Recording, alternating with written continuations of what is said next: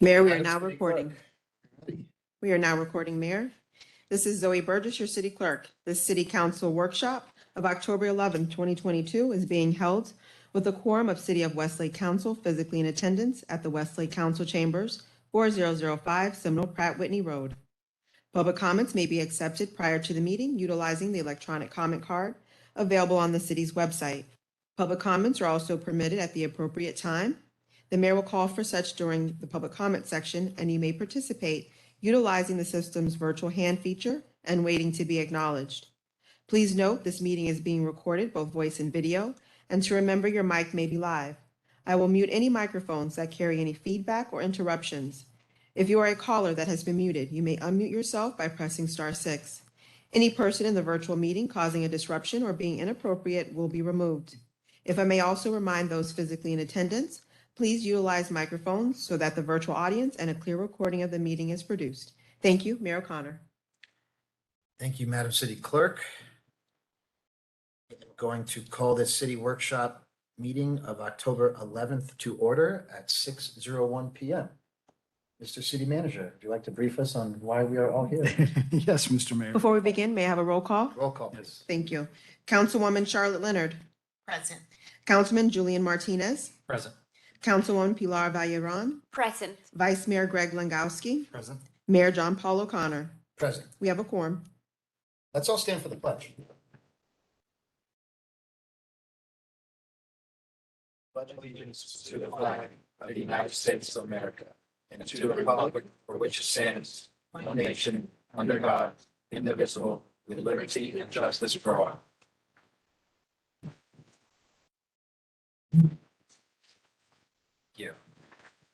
Now, Mr. City Manager. Mr. Mayor and Council, thank you. I know initially there was a kind of a mindset of looking at it as a review process. But I want to remind the council that we are a unique operation, being totally contracted. And the two charter positions that you would actually have direct impact on, actually you review them every month at every meeting, when either the attorney or myself either perform or don't perform, and your feedback is taken as a review at that point in time. So basically, as I'm looking forward to this, is more visioning and goals and objectives. Feedback someplace. Been muted. And in regards to that, one of the things that we had done, if you recall, several months ago, Mr. Konkar had come in, we talked about some goals and objectives for the council and some visioning prior to this council being seated. He had sent out an email to each one of you. He only received one response. If the rest of you could respond to his questions, that would be appreciated so that we can come back in the next meeting and fill that gap in on that. One of the things we want to do is, as I'm going to brief you on a couple of things that are in the works, and then I want to get your input in talking about where you think we're going, what your vision is there any changes in the vision that we had before of government light, how to process things and move things forward. I have Nielsa here and Suzanne and Joe is online to hear directly from you as comments on where things are going administratively, not necessarily. Not necessarily reviews for them per se, but where things are that we need to continue to look at to improve for the city. A couple of the things that we're working on currently is working with DJ and Sid on the interlocal agreement for gas tax money, as to how that flows and how it can flow to take care of the roads, which is what it's supposed to do. We're looking at ways to improve the HAPPY program. There's going to be some things coming back. I know Ms. Councilwoman Leonard is interested in that too. We're looking at the fact that we do have a lot of revenue for the HAPPY program that needs to get into where it needs the original intent. So we're looking at, as we've expanded already to veterans and the factors, there are more ways to look at, and we're going to be coming back with Councilman Leonard on that to come back with some additional ways to do that.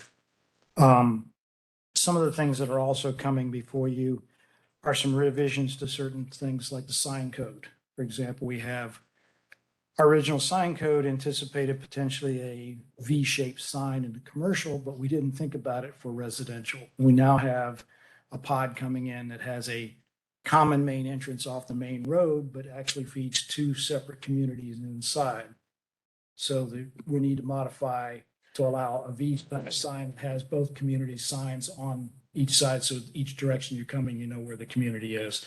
So we'll be bringing that back to you soon. As far as the park area and thing is concerned, Don Herring's group has been engaged by Seminole Improvement District. He's starting to work on some initial concepts. We will have another workshop with the council and Sid on just what he's come up with so far as ideas and how we can phase things in. One of the things I'll be looking for from you either this evening or subsequent to this is types of services or provisions would be, so far we've come up with things like definitely some open fields, et cetera, but there may be other things we're considered also setting it up so that that park area can be used for the Fourth Fest. So we're trying to make sure that there's enough space to do Fourth Fest, potentially a space for the food truck permanent, where somebody can pull in, they can plug into electric and water and still have a food truck area that could also not only serve the 4th of July festivals, but if somebody's having an event at the park, they could have some food trucks there for the event, kind of a thing. So those kind of ideas have been kicked around. Don's kind of kicking some of that stuff around to work on, but we'll have a full workshop just on that. Some of the areas that I'm looking for in input for you all is generally how is your overall concept on where we are in the vision? Are we still with the vision of government light? Are we moving in the right direction according to you all? And then things like events. How many events do we want to have? Because again, as we were discussing prior to the meeting, some events having them too often decreases the impact. So what is that right thing? Is it every quarter? Is it every 6 months? Is it certain holidays? Those kind of things. That feedback is important because then we can start planning appropriately. And one of the things we had to scramble a little bit for on this one was almost forgot to get special event insurance. So I had to binder that at the last minute. So we do need to, as we have an event, if we're co-sponsoring it, whoever's sponsoring it needs to have the insurance that would cover either the special event plus SID, because if it's on SID rights of way, or if we're using somebody else's property, needs to be covered in those kind of things. So that's kind of where I'm at. I'll open it up for a free flow discussion as to the direction that you want to go from here on this. Well, let's You want to give, tackle events first? let's give some structure to this meeting. Okay. Do one thing at a time. All right. You want to start with events? We can start with events first. That's fresh on everybody's mind. Yep. Personally, I would say minimum 6 events a year, do them every other month, or at least budget for 6 events a year. It's reasonable as a city just starting, and as we grow, we can potentially do more. But I mean, we had Fourth Fest, just had this food truck event. We've got a Christmas market early December, and that's just since July. So I think And a potential 5K. potential 5K, Maybe back to school. like not every event is going to be a Fourth Fest, but I think we Right. need to do something, Agreed. maybe every other month or so, or we every 3 months, like might have a November, December event, and then might not have anything until February. It might fall on the way holidays fall and school days off and so on and so forth. But if we can at least plan 6 a year, I don't think that's being too aggressive. So how would that align, conflict with the HOAs because they have pretty regular, So what we did, I mean, I'll speak to that. What we did for this most recent event, the food truck invasion, is we made sure to reach out to the HOA and we picked a date purposefully based on not only to not have a conflict with the HOA's events, but not to have a conflict with any of our surrounding cities. We wanted to make sure we weren't competing with Wellington's food trucks or Royal Palm. And the only one we missed was Arden. Actually, it's a private HOA, it's not publicized. So Arden actually did have a food truck event on the same night. Oh, really? Isn't the end of the world, but it happened, we missed that one. But we did make sure planning the event that we weren't going to conflict with specifically the adventure park. So So I should- think, oh. I'm sorry. No, I was just gonna, say, should we get a list of what those events are for the year and then we Yeah. plug in? Cause I don't know if Yeah, we I just mean, randomly say 6. I think it's very important that we decide, like, let's say, the Christmas event, the October event, is like months that they are specific, and then they're very important to have something. Yeah, I mean, we're just getting started and we're, Yeah. we're just kind of getting our feet wet with events. It started off with July 4th. Cause you have July 4th. But we know, as far as one guaranteed event a year, I would like the Fourth Fest to be. That was our first annual Yeah. Fourth Fest. That was good. Whether this was our first annual Food Eats truck. and Beats, I don't know, maybe, maybe not. But I love the concept of a food truck invasion. It basically paid for itself, if not for the special event insurance. And by bumping up the fee that we're charging the food trucks, it will basically pay for itself. Well, and I do think the neighborhood enjoyed it, so And I they loved like it. the idea. But the emergency management, we talked about that at our last meeting, so that would be like a third event if we did that every year. Prime night out, but that's not what we're calling it. It's national night out. There we go, national. Yeah, so that's a some good things are question. gonna Does be- that constitute an event? Or does that just constitute as outreach? Like, we've got the tax appraiser coming out doing outreach, getting people signed up for their homestead exemptions and stuff. I don't think we need to call that an event, That's not a That's event. not an you event. know? That National Night Out would be based upon, in my past lives, the police departments and stuff are really pushing that event. And it's really, sometimes they have a gathering place, sometimes they don't. So if it's a gathering place, it could be something that could be National Night Out, could be coordinated with the HOA. At that location, if it's an assembly point, or just the publicity for National Night Out. Can we make it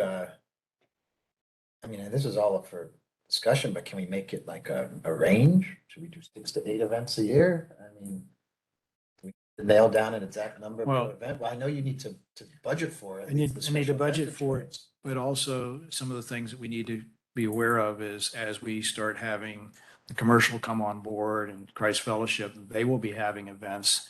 One of the things that in our special events ordinance and stuff we have where they can have like a blanket event where they can have like 5 or 6 a year. Right. What we're trying to do is to make sure that in that process and what we're doing as a city, what we're co-sponsoring or coming alongside or individually sponsoring is that we don't have 2 conflicting events on the same weekend or one weekend, one the next. That dilutes the, shall we say, the influence for having the events. So maybe we start quarterly, do 4 a year for this upcoming year? 4 a Because- year, I think would be really selling ourselves short, only Short, because you've got Fourth Fest, Yeah. right? Already I locked was in in. calendar year, but yeah, you're thinking. But about yeah, it. still, you've got Yeah. Fourth Fest, which is a guaranteed event. Mhm. And then that leaves 3 other events for the entire year. I think that's kind of weak. For the city part, but yeah, again, the HOA, the commercial. I don't know. Do like these people, when they plan an event, let's say Christ Fellowship, Mhm. if they plan an event, are they gonna tell us in advance? They have Yes. to tell us Surely. in advance. There's a special events permit. Right. There's also within the special events ordinance, trying to remember the wording. What? A batch events. Basically, they can tell us, and there's a special way that they can set it up. I think it's even for 2 or 3 years that they can say, hey, every first quarter, we're going to have such and such event. We're going to have a such and such event on this, such and such event. And it's usually in January or March or February, whatever the month might be, not necessarily knowing the exact weekend, but we pre-approve those. so that we know when they're going to hit, so that we can make sure other events or one of the other commercial sites isn't doing an event at the same time, or if they are, it's far enough apart that it's not conflicting. So what you don't want to have is two events going on in the same plaza from two different operations potentially at the same weekend. course. Exactly. So 6, maybe? I mean, 6? yeah, I mean, I think like everything else, it's better to budget and plan for it and not have to use that money Exactly. than to need the money and not have it to use. So if we started off with 6, I think it's reasonable. If we 6 ended- sounds great. If we ended up doing 5, we did 5. If we ended up When- doing 4, we I did would be 4. with When- 6. If we had to squeeze in a 7th, I'm sure Ken would figure it out. That's what he does. Trees, Um, use rain money. No. Yeah. That's where I go get the sponsorship money. Right now you have basically July, You know, July. October is what we've done this so far. July, October, December. December, I think July and December would be a Like pretty 7. guaranteed. Okay. The October could have been, we were just itching to do something, so we did something. But that could have easily have been a February, Mhm. Or Definitely gotta do could've, something in the you know? spring, though. You gotta do Yeah. something. When are we thinking about the 5K? I know we were January. thinking about, it would be in So- January. But that could move depending on weather, when it's cooler to run, correct? Yeah, so doing more research, there's so many 5Ks done around Thanksgiving that it was almost difficult to get any company to come together for it. Okay. And the more I learned, the more I realized how much you really want it well put together. And I didn't want to rush it. So I'm thinking it won't be this January. It'll be the following January. So I can really put together a well put together event. And January is what we're going to go for. So not this coming January. Correct. January 24 then? Yes, sir. Okay. I guess for workshop to talk about it, I don't know if anybody's ever seen the zoo does a brew at the zoo. It's kind of cool. It's all these craft beer companies that come out and you get a little glass like this that you wear around your neck. And it's all like these sponsored companies and they're smaller micro brews and stuff like that. And you pay X amount to get in, you go around and you get a little this much and all the different things. It's a really cool event. Something like that might be fun at some point to do. Like there's all kinds of fun stuff to do. And none of it's besides for the special event insurance. It doesn't have to be a fourth fest that costs a fortune. Exactly. There are things that can relatively pay for themselves or almost pay for themselves. Discounting that insurance. Of course. So if we do 6, I like your idea of every other month. Yeah, So maybe like I do said, like- you might get 2 months in a Plus- row and then Yeah, have a last 2-month break. Who knows? But I think 6 is a good start. And we try to stick to that. That's good. Everybody cool with 6? Yeah, I think that's a great Especially idea. for the first year to see how we're going. And if, Yeah. June's coming along and we're starting to talk about budget, then we say, hey, maybe, thinking in the future, we might want to add 2 more, let's talk about budget. And And as the Exactly. committee grows, Right. as will our budget, we'll be able to do more stuff maybe. Well, we're saying budget, but each event might be self-sponsored with it, whatever money Fill that comes insurance, in. which is expensive. How much is the insurance? About $1,200-$1,500. It was about $1,200 for a one-day policy. Really? One of the things, though, Zoe and I have been talking about it, is to potentially look at the insurance company and see if there's some ways to, shall we say, tie it into our master insurance where it doesn't cost us as much to have it for that special event versus going out for special That event would be incredible. insurance. So we're looking at possible ways of wrapping it in differently with our insurance carrier so that we can very easily say, hey, we're going to have an event on such and such. Yes, there's an extra premium, but instead of the 1,200, it might be something less. So like a That would rider be or- better. Yeah, and a rider on top of it. Guys, with this 4th truck event, I was so proud of myself. I gave the committee an insanely tight budget. I said the event has to pay for itself, not a penny more. You did I was good. saying no to mosquito spraying, and I got the bug guy to come and spray anyways for free. Like I really was staying tight to the budget. And then the day before, Ken reminded me of the insurance he had to pay for, and I was like, oh, I was so close. But that event would have been a cost zero. Right. Literally And then, paid for itself. and And it then was a phenomenal event. and we wouldn't have to count that towards our 6 events for the year, because then It would still budget wise, I mean, count, but at least budget wise. Well, we would budget for it, but again, as the mayor said, you go ahead and budget worst case scenario. Then if you don't, you have the cash flow to do something either bigger or use it for another Yeah. event. I mean, the biggest cost of that event were the porta potties. How much Did were you the- pay for the DJ? We paid for the DJ, we And paid for the- porta potties. I had to pay for some emergency fire ant treatment. Yeah. And that was pretty much it, and the insurance. Did the vendors on the end pay as They well? all, yeah, they. So all not just the paid. food truck, but the. Obviously a lower amount, but Yeah, yeah, all the okay. vendors contributed. I9, who was doing kids athletic sports Yep, out there, they contributed. The only expenses were DJ, some emergency fire ant type stuff, Mhm. that insurance and the porta potties. And that all got paid for, all of it. And the DJ was fun, but it was far away and you couldn't hear it. So it was, Unless you were right there, so we Like, would need, yeah. and again, that would be pricier. This was a So you- Westlake resident who gave us kind of a deal. Yeah. The fee would depend on how much the event costs. Yeah. Food truck fee. Well, that's gotta be a fixed amount because it's like built into the website and built into the Oh. application fee and the Oh. permit fee, which is why we decided to raise it. but I now. mean, it wasn't necessary. Like it was nice, but Yeah. it will be as nice without him. Or we get a DJ with bigger Bigger speakers. Thank And we spread them out. I put them out and said. It's "They called drones now. Westlake Drones Eats. should be playing music. Westlake Eats and Beats. You That's can't right. have the eats without the Without the beats. beats. Yeah. Everybody's gonna know where Westlake is Yeah, now. Did we take down the sign? I saw it. Do we pay? Police for department was signs? supposed to take it down. No, the Oh, PBSO was kind enough to put their message board out to warn people about traffic. And slow down. And slow down. Mixing a safety Westlake message in there. So- Say, slow down. They worked with Said us. slow down first. It did? Okay. Westlake Eats and Beats. Yes. Gotta say slow Yes, down. it did. All right, so that's events. Okay. What's our next Nick, as bullet point? basically what we're looking at here, then you've got a July and October, December, February, April, and June. Right now, if we go every other month. Sure. then And we you can- have, We're not locked into those months. No. The only one that's truly locked in. The fourth. right now is And I would say we should do something. Fourth of December. Speaking of events,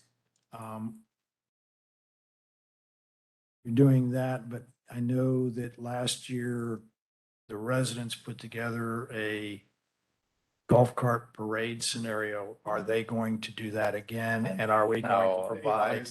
100%. I understand the HOAs are doing it, but they will have to cover some additional potential officers or something depending on traffic control and stuff like that. So we need Somebody to talk. needs tell them, because what these guys do is they just put the word out. They Yes, say, they do. everybody get their golf carts out.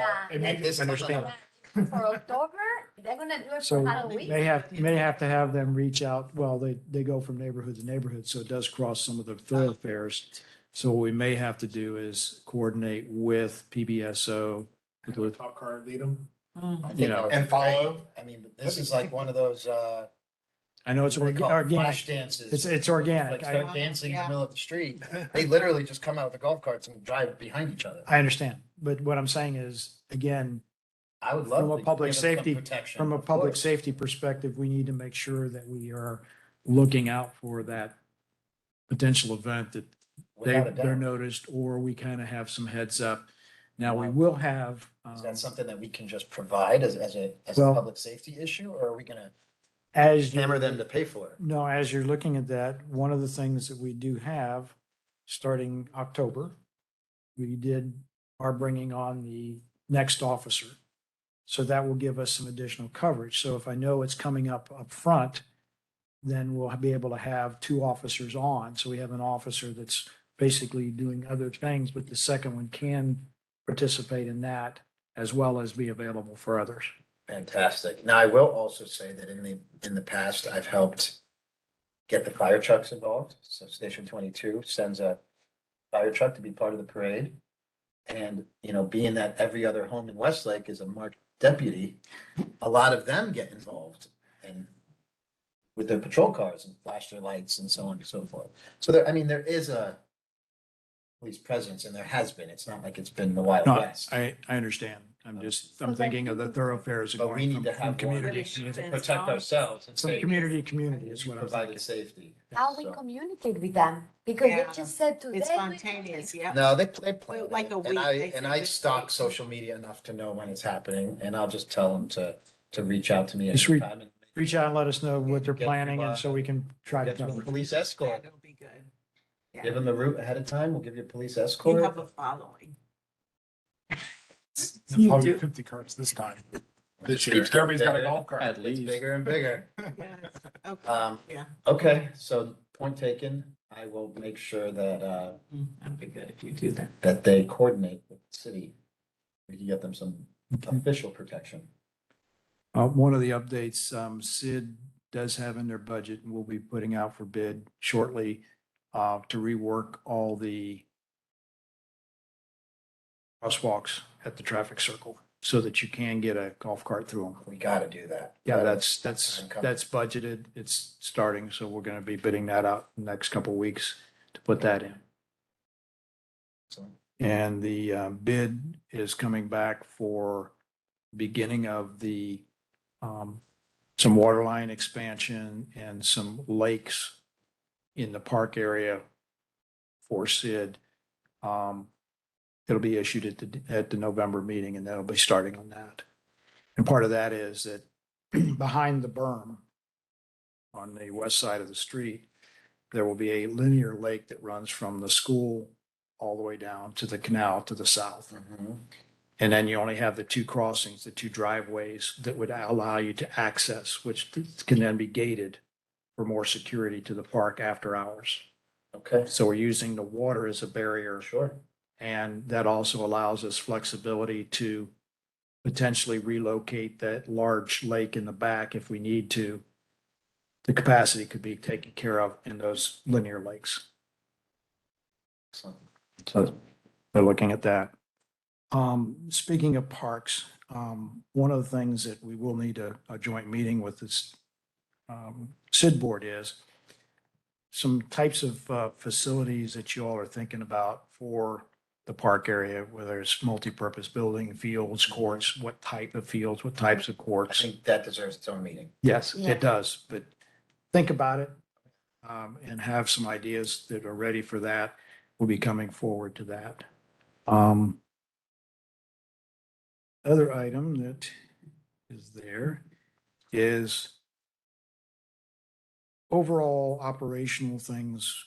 What are we still in the vision of making things happen within the timeframes that you all were looking at, and the vision of government light of being able to process plats, permits, et cetera, in a timely fashion? Yeah. So since we approved that last budget item, the increase, have things increased for the good on the permitting and getting them done timely within 30 days?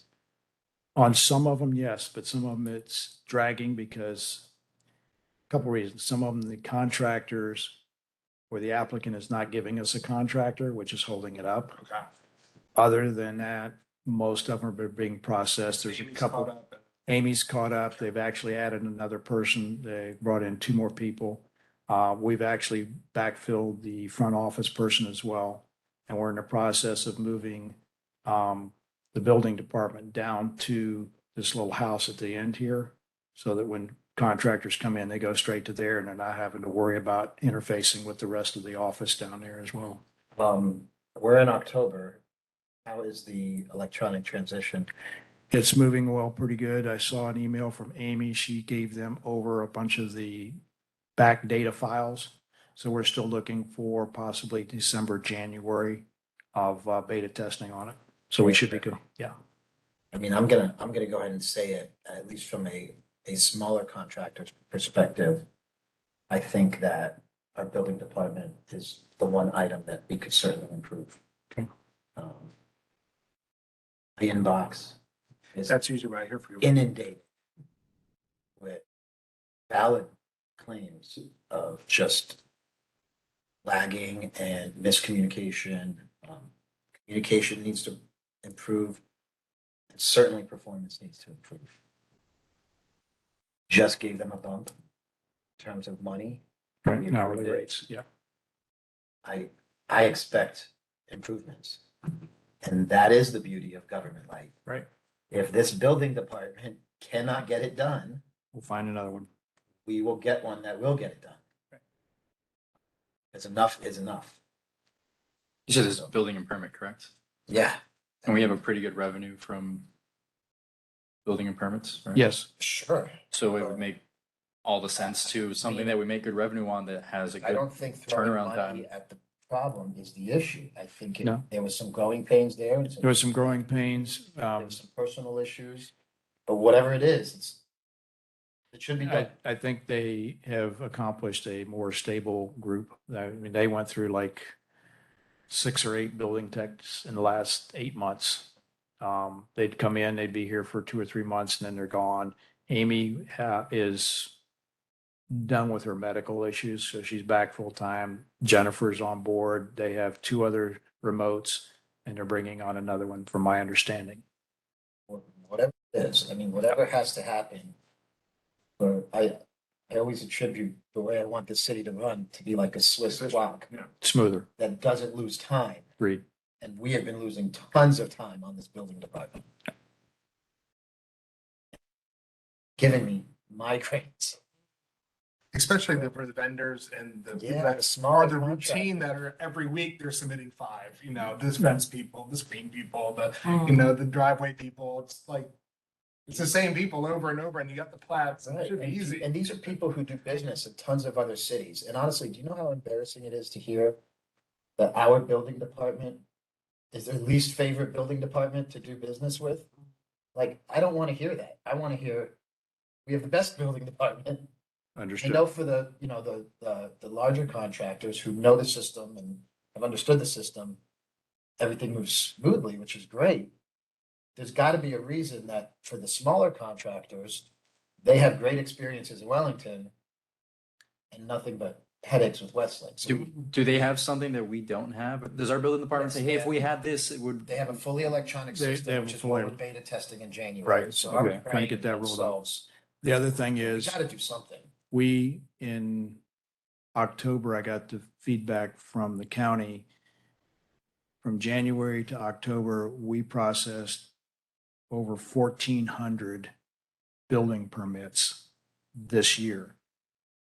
From January to October. Last year, the entire year, we have processed 1,200 and, I want to say 1,250 for January to December. So we're already ahead. We got 3 more months. The load that we've done, we've added people, but the load that's coming in on a constant thing is more permits than any other building department is So processed. We need to do a better job of we're- anticipating that. Yeah, we need to get ahead of it. We're anticipating. You know, Joe's online and I'm sure he's taking We're, copious we're notes. doing this in lieu of formal staff reviews. Right, But I'll be completely honest, Ken, this was gonna be the one department that I hammered you on, right. had we done a formal staff. review, Understood. Because it needs help. So I'm truly, truly, desperately hoping we see an improvement there. Is Be this, addressed. is this something we can review monthly now at our meeting? Like, hey, how are we looking? Are we backlogging? Are we catching up? That we can Oh, what I'll really do is stay on top of I it. have Joe and them put together a monthly report for y'all. Great. Do we have a good communication with them? Like, are they explaining us what is going on, why they're? Yes, doing as a it? matter of fact, there's a number of things that when I'm made aware of something, I'll find out. One particular applicant, we've been asking them for their general contractor for probably 2.5 months. And they're going, well, we don't know yet, but I can't process your application without a complete package. So if they don't give us a complete package, we can't do anything. But they're saying, but you're holding me up. It's just like, give me your contractor, we're good to go. Even if you want to change a contractor later, that's an easy process. You can do a change of contractor form. But Put give me a something in place. contractor up front. There's certainly one-offs that are doing the system wrong, and I'm sure that's bogging down the system. Yeah. But there are also seasoned professionals that do nothing but submit permit Right. all day long. They're having issues with our city, and we need to stop that. Maybe it's a communication problem. Maybe they're not finding the information well. Some of it is, some of it isn't, some of it is, I know Nova was having an issue for a while that when you would send them an email, it didn't get there. And then they'd find it in their junk mail later. It got, And I know there was issues Certificates with the around- phone tree. phone at tree. one point. so we've worked through those issues. I think most of them are in better shape now. And when I am made aware of it, I know Joe and them will, push the envelope to make sure that things happen. I mean, I certainly appreciate all And, their efforts and all their hard work. I and think we're probably done hammering the building department and And hammering even, Joe. even in the building department, though, one of the things that we have is it does have to go through some of the items go through Nielsen's planning and zoning and through engineering.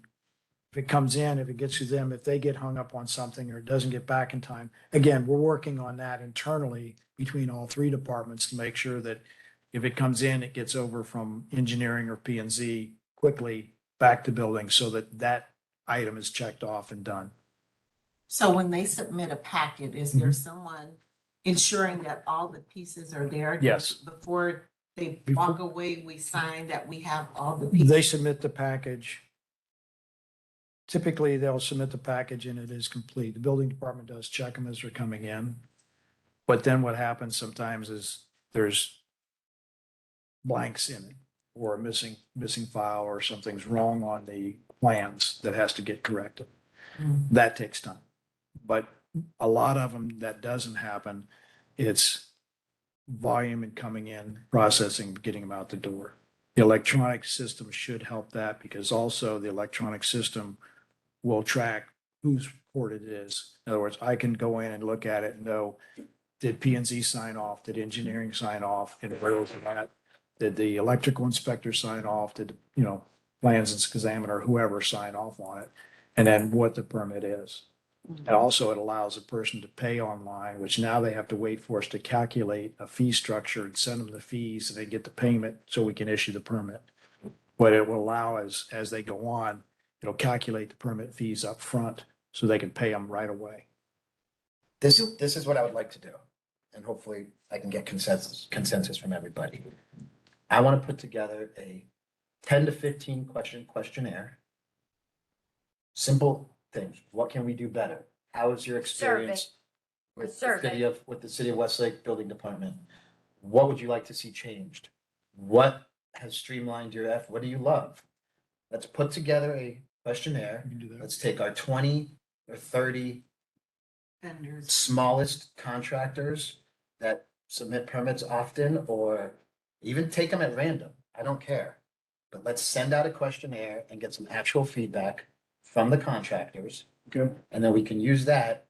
And there might be issues of something simple that we're not even aware of. Yeah, and also like not a comparison, but compared to other applications you've done, what have you seen that has worked well that you would like implemented here? Exactly. And also, not just the applicants, but with the building department, have they asked for anything else? Have they, besides the electronic system, what else could they use or want that would help them make this better?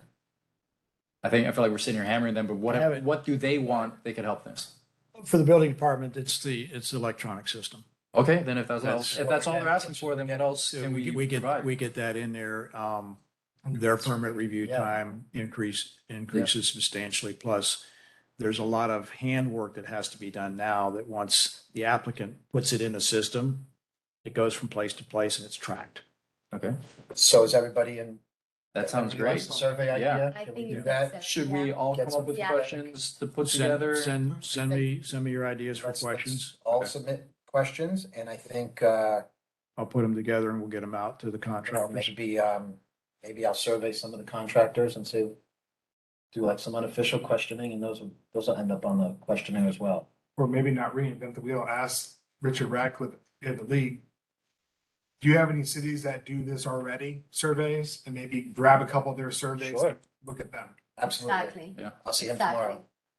What do you think about every person that applies to give us at the end a survey of their I think experience? administratively, that might be difficult. A lot to go through, just almost slowing down one more Yeah. person to Yeah, go through the that might be survey. adding one more kink in the wheel. Yeah, Is there a deadline for each permit or a reasonable time that the It's permit supposed to be 30 process? days by Yeah. law. if I'm not- Yeah, They're- maximum is 30 days.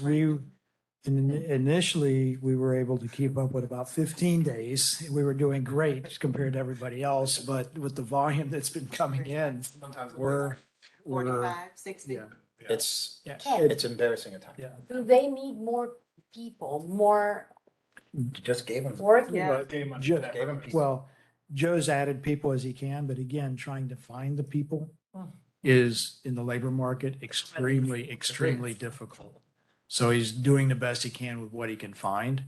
But that's where it's imperative that as I get this electronic version in, then I don't need the people. The electronics does 90% of the hard labor and it's in the system. All right, let's keep moving forward. We've got some great ideas for the building department. We're gonna implement a questionnaire / survey, get some actual contractor feedback on some areas to improve. We'll touch base with the league and see if there's any kind of questionnaire already in existence we might be able to copy off Review. of. We'll keep moving forward. What's the next item on our list? Next item I have is in just overall general development and additional commercial and type of restaurants and stuff. Some feedback from you all may be helpful for not only myself, the departments, but also for the major landowner as to what kind of commercial establishments would be Well, desired or anticipated other than everything, I mean, the landowner gets to sell his land to whoever he wants to sell it, Correct. assuming it's zoned for that purpose. correct. But what I'm saying is Should we be soliciting? there's bombardment there with people knocking on his door. Okay. And I know he's trying to say, okay, engage what the community is looking for, what he can do, what he can bring to the table, and who's out there in the quality that we want. I You know, will those say kind of that things. I get told every single day, we need a big box gym out here. Jim. Every Mhm. single day, We do. Sorry. the constituents Gym are and begging healthcare. and Gym and pleading healthcare. for an actual gym. Yes. Yes. I hope that. Good afternoon, Council. For the record, John Carter, Senior Vice President with Minto. Thank you, City Manager, for bringing this up. I wish I could have got the agenda ahead, but that's okay. No, This is a roving discussion. it is. Very fluid. Very fluid. But it's a great point, and you know, if I may, Mayor, it illustrates, and I think a perfect example that you and I lived somewhat recently. And this is actually will be good feedback for me that I'd like to hear from the council. And let me paint the scenario that just very recently happened. And this has happened repeatedly over the last 2 to 3 years at least. So here's the example. I could probably pick up my phone and before I walk out the door, cut a deal for a car wash. Good. Literally. And I could probably robo-dial at least 6 different entities that would do that. And literally, whatever I say, name the spot, name the price, and they would come to town and do it. I have been resistant on doing that because that type of use, they only want an acre. And so the balance that I try to struggle against, and Nielsa has seen me and Don and Tara working through this as well as Ken, you know, I hate to use the word, I don't want to cannibalize a 20-acre parcel to pick a piece of low-hanging fruit, do a 1-acre car wash, you know, just because I can do that, right? So now take that data point and maybe extrapolate it across 3 or 4 or 5 other types of uses, restaurants, quick service. And so backing up, so the whole genesis of where I tried to relieve some of that pressure point was when we came up with the Westlake landings concept, where we could curate a number of those smaller uses. Now, there's some big one, you know, Ed Mitchell came in with a 180 or 90,000 square foot flex office warehouse jobs. You know, that was a home run, love it. And hopefully he'll be getting his building permit here very, very soon. So that'd be great to see that come out the ground. So, but back to the thinking of Westlake Landings, that was a perfect opportunity. Now I came up with you know, what we do on a residential basis every day, all day, you know, carve up a bunch of little lots and we sell the residential lots. We were able to take that on a commercial scale for a 45-acre parcel and curate a number of those much smaller uses to come in and do that. I say that to say, if the council says, John, what the hell are you waiting on, man? Go give us a car wash. I can do that. So, you know, my mind goes back, and Nielsen, maybe you remember very early on. I mean, when we first incorporated, I will characterize, I was practically run out of town with pitchforks because everybody wanted the town center. And it's coming. I just don't know quite when, but every day I'm telling you, things are happening. I don't want to get ahead of myself or over my skis, but there is definitely some low-hanging fruit that the mayor knows about, that he's helped facilitate with me. That, by gosh, I'm going to pick that fruit and we're going to plant it, right? And that's a handful of acres, but there's a strategic reason I can make it happen. It'll fit in the context of everything that we are thinking about here. And I feel very comfortable doing that. And I know that that doesn't cannibalize the broader use. So, I really do appreciate the city manager bringing this up as a topic, that at least let me kind of paint some of those, use the word landmines, that I literally navigate day to day, if not hour to hour. And much like, how the mayor has brought something to me to facilitate something, it was a home run, and I'm working overtime to make that happen. So likewise, if any particular council member comes across an opportunity, you guys know how to find me. Trust me, I know. Bring that to me, and I'll do that balancing and that juggling with, do we want a car wash, or is this really a strategic opportunity that I can find a way to curate it, work with staff, work with the technical issues behind it to get it deployed within the community. I'm absolutely on board with that. John, my assumption has always been that a gym, big box gym, would be part of the big town center. It is. And so, Why we won't do it before then. right. It needs to be a central focus. And we very mindfully, again, that was something we've tried to curate and set the table for, which is why on the amenity, the adventure park, we didn't do a fitness program there, because we know that in the town center that we'll have some scale of a fitness complex there. Now, will it be an LA Fitness? I don't know. Is it, Crunch Fitness? Maybe, I don't know. And I'll tell you, here of late, I've gotten a few inquiries. So I take that as a very positive indicator, and I get affirmation that we have in fact have done the right thing, because their first question is, well, what did you do for fitness in your amenity? And the moment I answer that question, it's like taking the air out of the balloon. Oh, okay, great. Okay, now let's kind of go to the next level of discussion. So I feel confident. Again, we've set the table. I think we've done the right things. And with the inquiries I'm now currently dealing with, I don't want to get ahead of myself, but I'm almost at a point where I've collected enough of that. I may do what I call a Westlake Landings Part 2, in the sense of curate some things that have now surfaced, that I can amass it, have critical mass around a planning notion, but maybe not be the whole bite of the town center.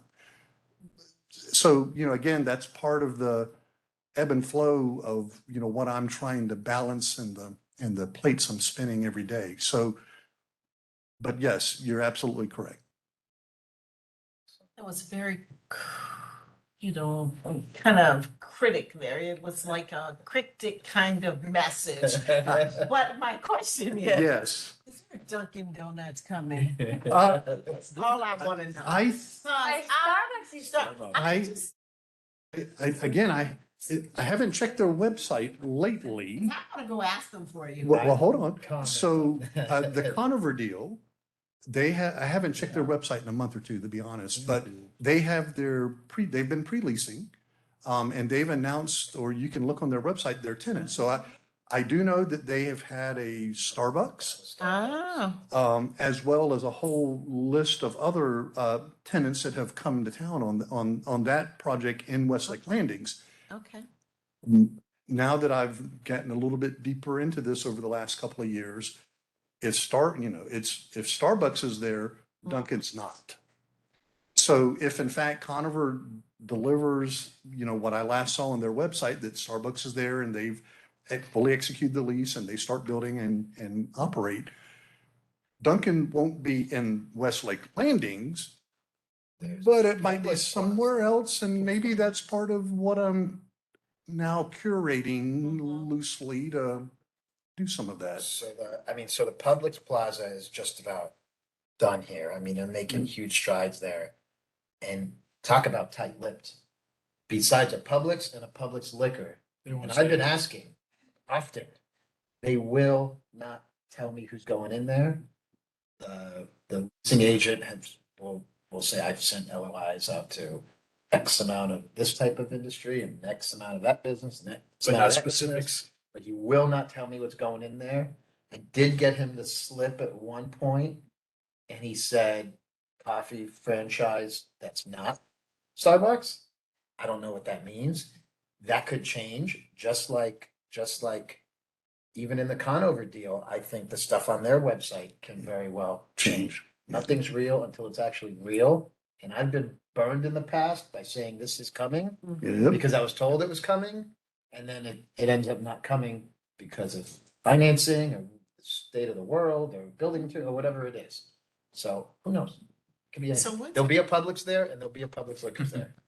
What's happening with our adventure park thing? The I'm so glad you mentioned that. and I don't Which have one? kids, but I would go there and just play around and. Yeah, you know. no, this is not gonna be a kid thing at all. So phase 2 of the amenity park, Zoe and I got to go out and take a full tour, along with John, with the architect was there and the developer was there. And this is gonna be a stunning facility. First, talking about the outside, adult-only pool. No kids allowed. It's gonna fit seamlessly into, right now it looks like its own little thing. But when they're done and fences come up and other fences come down, it will be sectioned off in perfectly the right way, but also part of the rest of it in perfectly the right. Building in golf cart parking, which I love, right parallel and a bunch of angled spots on the way in. There's gonna be plenty of other parking. There's basketball courts. There's an outdoor horseshoe-shaped event lawn, which is beautiful. Music everywhere. They've got an interior designer who did it all, top-end finishes. But the most exciting thing, and I wanted to talk to you guys about it, and I'm so glad you brought it up, is this lodge building. The lodge building is a 350-person occupancy building that is gorgeous. It is partitionable, so you can have separate, there's gonna be a catering kitchen, full catering kitchen in there, just a stunning building with a beautiful lobby, like hangout area, and then these different meeting rooms where people can have events or yoga or whatever they want to have. And the whole thing can be opened up to host a huge 350-person event. Think we should consider the idea that has been graciously extended to us of moving our council meetings there. We're on borrowed time in this location. as it Knock us is. down. It's gonna be sold. This is very valuable dirt. Oh, As- this is as- a valuable little plot here, huh? As I have joked with Mr. Carter for years, I'm waiting for the, Yeah. guess what I did? Time to go, Ken. Back up. Hurry up. But I was So golf course place. Wasn't there a sports? Oh, no, you're talking about. ISTF is gone. ISTF is Yes. It's gone. pulled out, and then the Adrenaline. adrenaline world. Adrenaline. That's, is in the wind as well. That's one of the things I was just talking about. that Yeah, I got kind of. excited about that might not come to fruition because of financing issues. uh-huh. I don't think it's 100% dead yet, but they just couldn't come up with the. It's in CCU right now. Yeah. It's in cardiac arrest right now. Okay. But back to the Lodge building. The Lodge building is unbelievable. They've got all the audio video baked into it, actual drop down projection screens, tons of chairs. They can do a dais for us, roll the podium out. We can have full-blown council meetings there. The air conditioning will always work. Famously, just to really kind of level up our council meetings, and it being right at the Lodge. You know, residents, I think, will hop on their golf carts, Come over. cruise on over, Uh-huh. and actually attend some meetings, walk on over, and truly centralized Be part of the community. in our community. It's a private HOA amenity. They certainly didn't have to extend that option to us, but. I think it We will benefit be the- working with DJ on and Mr. Carter's group for the master HOA on a use agreement to where it will cost the city something for set up and take down kind of scenario. But we're working on that. We'll start working on that. So when it's completed, then we could start having meetings there. And I also kind of pre-booked the space, even though it's not ready yet, to host our very first League of Cities meeting. So we will host our own. The entire time I've been a member of the league, and now I'm on the board of the league, we get to go to every other city Right. for league meetings. Now we can actually host our own because we finally have a venue in our city that will support the people. So really get some exposure to Westlake and get some of the other mayors to come out here and take a look at what we've got out here. So to put a little bit of meat around that concept, if I may, Mayor, the Adventure Park is an asset that is wholly owned by the Westlake master, HOA master, if you will. There's really only one asset currently in the HOA master, which is the Adventure Park. So as I did an early on construction tour, it struck me when you walk into the main ballroom, I call it, that can hold up to 350 people. It has, what do you think, Ken, 14-foot ceilings? Very high ceilings. So you can be in the very back of the facility and you have a clear line of sight. And so as part of the FF&E, the equipment that the HOA is coming in to stock the facility, we will have risers. So at that end of the building, the HOA staff will actually be able to put a riser and to put very nice tables with a black skirt around it as kind of like the dais for the staff and for the council.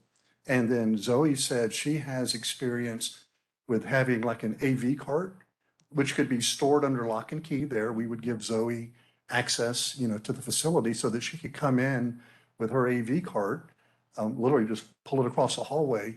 The HOA staff would set up the riser and the tables and put the skirts around them. And then Zoe could come in and set up the microphones and the AV equipment.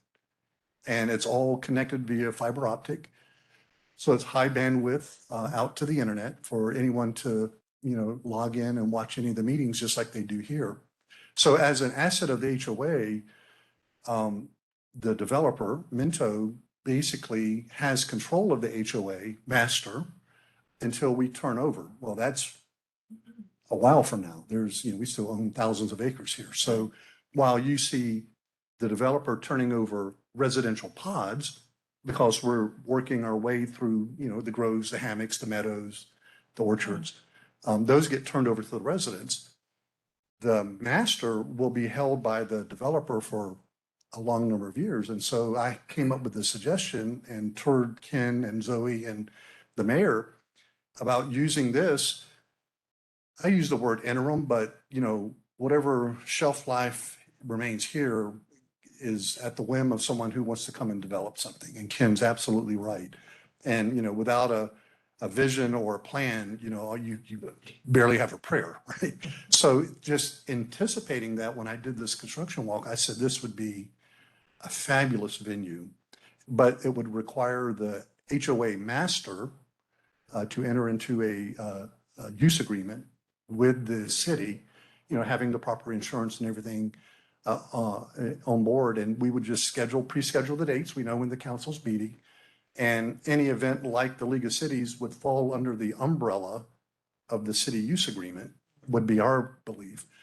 So if this is a, notion that the council wants to pursue, I'll gladly get with the HOA attorneys who crafted all our docs, because we want to make sure, the declarations are very clear that, candidate events or partisan events or things like that, we don't, we're agnostic from an HOA perspective, but clearly having a council meeting there or a League of Cities meeting there, we're very comfortable, does not trip or trigger any of the no-fly type of issues in the master declaration. So I've done enough diligence to be comfortable with that, and our attorneys are very comfortable with that. It sounds like Ken and JP, I love the idea. I'll say it out loud. I love the idea. it's a Class A facility. When you walk in, two stunning art features on either wall, like this would really, really be a step up. Not to say that this building isn't a wonderful, sexy building. Suzanne, we'll be very sad to see it go. I will tell you. But I think that, Yeah. cozy's the perfect word for it, you know what? Yes. Very cozy. And there'll be a self-storage facility. We can store the day as Ken until a new day comes. And we can, The lodge would be a level up. It'd be a level up for the city. It'd be a level up in terms of representation of the city. I could come to meetings in the golf cart, which would be great. So, I love the idea. Sounds amazing. It's a great idea. We can That's a good start. idea. We can't put this on wheels and just wheel it around. The storage room isn't quite big enough for it. I like Zoe her, in her cart. I liked her AV card. I like When Zoe threw out the AV card, I thought that was good. We'll let the HOA guys do the heavy lift and do their synergy. And the use fee would be very nominal, just We'll be there in 2 seconds. Yeah. on a right- per right event there. basis, probably $400. Oh, Real minimal. so are you asking us to give you names of potential, but you're. Sure, asking us for- I'll say my council, that's the royal my. This council cuts a wide swath. I know that. I've seen that. And so in your travels and journeys, if something strikes you as why aren't we doing that? Ask me. Now we have a venue. Mhm. Right. Had that before. Certainly put on my radar. I cover a lot of ground, but I don't cover everything. So- All right, well, I want to get to work with my HOA attorney. DJ, you're on deck. Do you know Thank Jeff you, Mr. Margolis?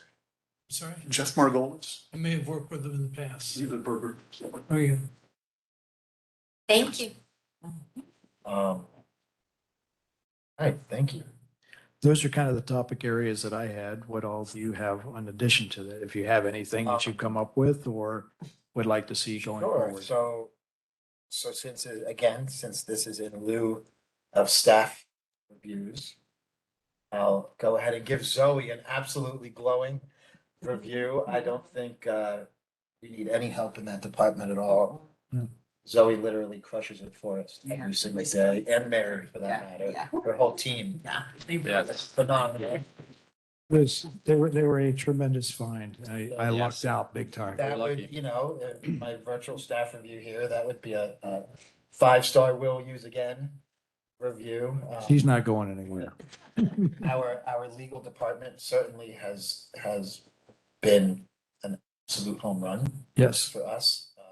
I'm very, very glad we made that transition from interim to permanent and we kept what we had. And I know you did a wonderful job for us. So I just want to thank you Thank as well. That would be high praise, high remarks. No help needed, Mhm. in my opinion. One of the things I mentioned a while ago, since we're talking about the vision, that I would love to see, and it costs money, we can't do it yet. But I would like to at least start researching how to do it and how much it's gonna cost. Because I think the innovative city of Westlake and the most innovative city and the newest city needs an app. We need a City of Westlake app. We need one for communication. Something more than just a mobile version of the website. Something that we can maybe push information with. Everything is push notifications. I got 5 of them from everything from Drink Water Now to, across the board. This is the future, guys. And we're behind the 8 ball there. All these other cities have apps. They're a valuable tool in the event that we need to get information out. It can be a push notification. It can have all the questions that we get asked every day. Where do we pay the trash bill? Where do we do this? Where do we do that? The message from the mayor. This could be a tool. So I'd at least like to start getting the soft costs together of what that might cost to develop. I know apps are expensive, but maybe next year, budget season, we can talk about maybe getting something done. But I think we need an app. Yeah. You guys agree? Yeah, Okay. that's So the can we- future. That's the Everything has future. an app. We're the innovative city of Westlake. Yeah. We have We'll a lot. look of at that, then administering the app. We'll probably do is look at it as a contract basis for a development Sure. and management of the app for us. One of the things that we have been doing, Lynn has been doing, you can now also QR code your access to setting up your water account and your trash. Very cool. So we're trying to push more and more stuff that we're also going to be setting up don't want to steal your thunders, Zoe, but we're working on setting up one of the iPads in the lobby so that if somebody's coming in doing something else, we can just say, here, sign up for your thing, pay your garbage thing, et cetera, do it right then and So there. I'll actually go and I'll talk about that real quick because it's what I do. There's actually companies out there, one of them is called iPort, where you can have a glass front enclosure, wall mounted, where all you see is the pretty screen and constantly has power. Mhm. It just looks like an iPad on the wall fixed. People come in and touch screen, and that's not an expensive thing to do. That's relatively easy. And I can give you a bunch of Information's great. but it would be great, wall mounted, glass front, secured, always on, sign up for trash here, and it's all automated. I love that idea. It's Yeah. great. Something else I'll mention, and this could be insanely down the road, but part of my vision in terms of it being an innovative city and a connected city is that I always thought we should have a municipal Wi-Fi. I sit on I'm actually the chair of the Information Technology and Cybersecurity Committee for the Palm Beach League. I sit on the same committee for the National League of Cities, and there's money out there to do this. Municipal Wi-Fi. Where somebody's at our park, our future park, be able to hop on and get on, and it's secure, it's protected, it's free, and there's money out there to facilitate those things. So I would love to start at least looking in. I want to make the city innovative, like we call it innovative, and Smart city. smart city, and that's one of those things we could relatively easily do if we could grab the funding for it. But it's for Wi-Fi. It's a great idea. For the fun. Yeah, there's all kinds of grants and Grants there's and- money Yeah. out there to do it, and it's all about, it's how you word it. Some of it's about connecting people in low-income areas, which isn't necessarily us, but I don't know what we would qualify or how to do it or how to grab the money. There's certainly money out there for connected cities. And if there isn't money there, it's something we should do when we could afford it down the line. At least to start the conversation. Regarding grants, there is a firm that I've been using with another client that actually will do grants for a relatively small fee. and they go out and they do the applications, they run it to ground, they check out what you're looking for. So I will be bringing those back. I can bring those back to the council and see about engaging them. I believe we got them off of a piggyback over there. So we'll probably be using that same type of scenario. They've already brought back to that group probably last year, probably 300K Wow. in various grants. What do we have for grant writers? Frequencies. We don't have any grant writers at the present time. And why not? Can't afford it. We just can't afford it. Well, you haven't, We don't have the you money. know, we've been, the bottom line is we've been running lean on everything we're doing as we continue to go forward. When we have increased commercial, et cetera, as the dollars and the cash flow and the tax value continues to increase, then we have the ability to start feeding into the budget, those kind of things. Yeah, So hopefully it's we can growing. make that a goal, have grant writers by X year. Yeah. Or this That'd be great. company that got the grant first. Yeah, and they're a smaller fee. Almost like we do everything else. This- Yeah, it's Innovative contract. contracted out. Yeah. Because that particular organization had looked at a grant writer in-house and stuff and realized that the key to grants is knowing which, Greg will understand this, which rock to look under, which subsection of which bill or which thing to look under. And it may not be where you think it is.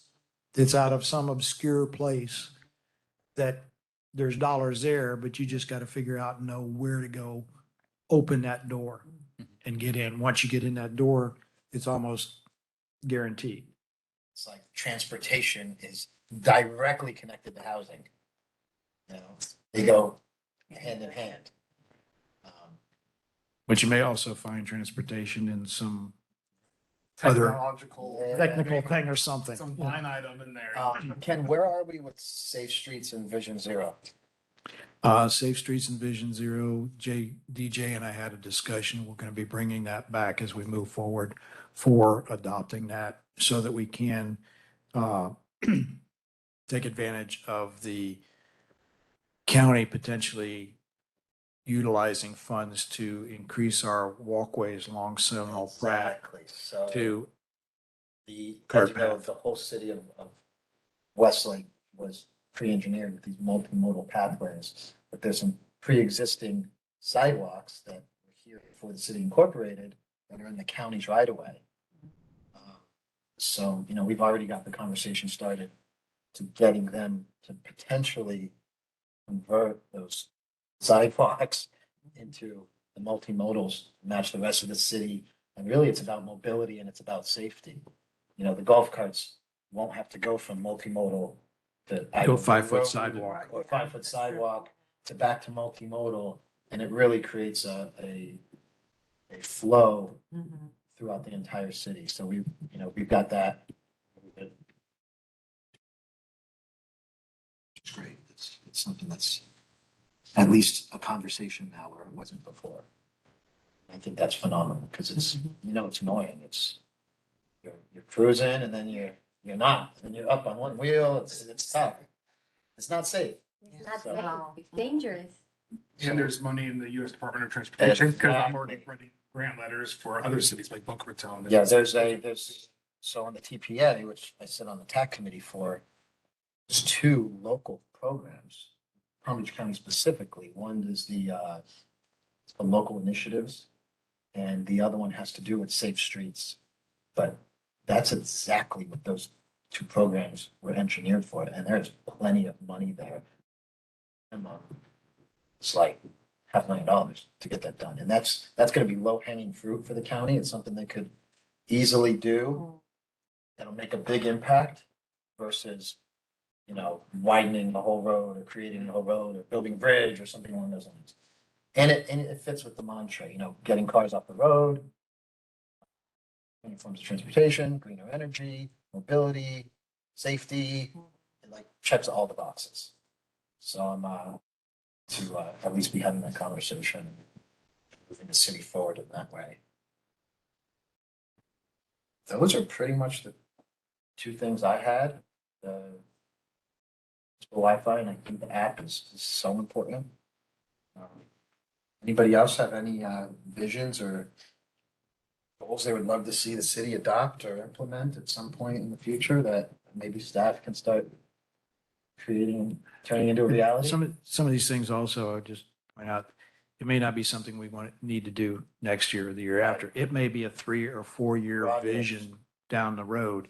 But if we don't start planning, for example, if we were to, I'll put it this way, even with the SID project that we just got bonds for, we've been kind of working on that for almost 2 years.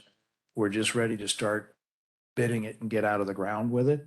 So even if you're thinking about something, it could be almost a 2 to 3 year lead time or more. So if it's something you want to happen in like 5 years or 6 years or 7 years, thinking that far out, you kind of need to put it in the queue now on the list so we can start working and making sure that either we have the funds or there's funds that can be grants or matching funds that we can budget for and or eventually if have to go out and bond for whatever, we can start doing those plans ahead because it does take that much lead time. I just had a question. The comprehensive plan for the city, where we're at year 5. Mhm. So I guess my question was, were there strategic goals or objectives that we did not meet so far? You know, coming in April, where are we with that 5-year plan? And do we have any updates on projects that we have Where's not Tara? completed or? And Niels, You know, most, all of the, Yes, I've the, read it. the, This way. Are we on track, I guess? the road, on all the road projects, we're way ahead of schedule. Okay. Okay. On all the infrastructure is probably 2 years ahead of schedule, 2.5 years ahead of schedule. Which is one of the things we're working on now to go back in, update our current, in other words, What about in terms of actual growth? Are we ahead of where we thought we would be in terms of homes completed? Look at the incorporation work that we did in the city. it's been a while. Just a casual. I apologize. Zoe was throwing paper clips at me to come speak at the microphone. Sorry. Ken, I don't recall, I haven't looked at the incorporation feasibility It's study. been a while. We worked with and Sid obviously worked with an economist, Lucy Gallo with DPF. DPF&G. Yeah. So she came on board and she did a number of financial models and forecasts working with Ken. I mean, it was, they locked him in the back room and came out with these spreadsheets. I just don't remember, Ken. I'd have to go dig it out. I don't I remember. know when you were doing the budgeting last year on an assessment basis On the assessment basis on SID, on the Sid side. we are, of the total expenditures, we're at about 55 to 63% of what was forecast back in 2015. So what Ken's referring to is in the water control plan, which was the infrastructure plan for the now city. The SID water control plan laid out a infrastructure program that was 450 something million. almost $500 million. And here we are 5 years, 6 years in, and we're 60% of the way through. Just viscerally, I know that's well ahead of where we thought we would be. Because I saw something about the water. Oh, please. Over 5 years, going back to look at, are we putting enough water, I guess, into the amount of homes that we have? And again, I'm probably remembering some and not all. And Yes. there was another piece in the plan about a bus loop on Seminole Pratt or something for us to connect to other cities. So I was just wondering, where are we with some of those 5-year plans? Well, your planning director can certainly answer some of these questions, but I just happened to look to Excuse answer me, one of Tara. them. Tara Dewey of Lewis, Longman and Walker on behalf of Minto PBLH LLC. Good catch. Sorry, Mr. Duty. Attached as part of your comprehensive plan, it was accompanied by very thorough and detailed data and analysis, which was, and the population projections specifically were professionally prepared for the city. And so I pulled up the chart that does a, 2018, which was the year that the comprehensive plan was adopted, the population was projected to be 298 people with 150 homes. 2023, and Mr. Carter can tell us where we are vis-a-vis the home units, but in 2023, which is just a few months away now, the population was projected to be 3,619 people with a total housing units of 1,575. We're about That's where we 17, are. 17, no, we're at 17 and change, I believe. Really? No, I think you're at 2,000 now, aren't you? No, I thought it was No. 15. So Permits issued, permits out there, yes, but actual COs. CO to 1775 or something like that. And for Wow. your comprehensive plan has both a short and a long term. So I just gave you your short term, which is 2023. Your long term was 2038, and the population projections are 15,000 people and a total home with total housing units of 6,500, which is obviously in addition to what Minto's current entitlement is, but growth of the city is expected to continue once we're completed with what we have. So just wanted to answer that really quickly because I found it before Neilsa did, but she was looking at it. My question as early on, after I left the Florida League Conference, is it possible each month to just give like an update on our agenda or on our minutes of where we are with our plan? So as we are addressing the agenda items, if they relate to one of our strategic plans or our goal, can we possibly give updates of where we are with meeting that goal? So. It's a great idea. It's not a terrible idea at all. To your question about the bus loop, if I may rewind on that just for a minute, Councilwoman Leonard. When Sid did the Seminole Pratt widening, that was really the first project that Minto wanted to step forward to do. It's like setting the table for the future development. So that was very critical and a centerpiece to see what you see today. We were at a crossroads and it was very late in the construction of Seminole Pratt where the district engineer approached us and said, well, John, we have now built there's actually physically concrete pullouts for the bus lane. So we've built Seminole Pratt at its maximum outer right of way. And we did that mindfully, working with Sid because we knew of all the future commercial development. So what we did not want to have happen in the future was have to go add more lanes. And now you're blocking those right turns into the commercial. So we went ahead and built everything to the maximum right of way. So what you see is that outer curb line, including those bus turnouts are there. That's the maximum section. In the future, if there needs to be a third lane, right now Seminole Pratt is 2 lanes north of the high school. If a third lane is needed, it will come out of the median, which is why if you're southbound on Seminole Pratt and you're turning into Hammocks on Town Center Parkway North, you'll notice there's a wide bit of asphalt with striping. Well, that'll be a future through lane. And if you look going forward, you'll be able to visually see where the median, but that turn lane is built in its permanent. That's why you go so far over to make that left turn at Town Center Parkway. So that striping will be a future lane that will take out that piece of median. So when we built Seminole Pratt, we built those bus turn lanes. And so the Sid district engineer approached us and said, where's your bus shelters? And it was one of those moments where we kind of had a moment of pause and we said, well, there's no bus service out here. So it really made no sense. And Ken, I think this is back to his, vision and guidance, said, look, we're not going to put that out there, have Sid or the city maintain this and have it used for nothing. So it's it's one of those chips hanging on the wall that I know at some day Ken's going to come knock on my door and say, hey, we just worked a deal with Palmtran. They're bringing bus service out.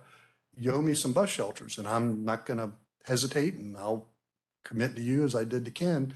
You ring the bell and we'll build bus shelters. But again, that's a great opportunity to maybe to do it with like an art, public place kind of thing. Sure. That can be a great initiative to call for the proposals for artwork. Public Yes, places. yes. So we've tried to be with foresight, think about these types of issues. But, to Ken's credit, he's like, don't build it and I'm going to maintain it. And I need it. Yeah. Right. I don't need extra things to worry about. Yes. Places for people to just sit on the side of something like that.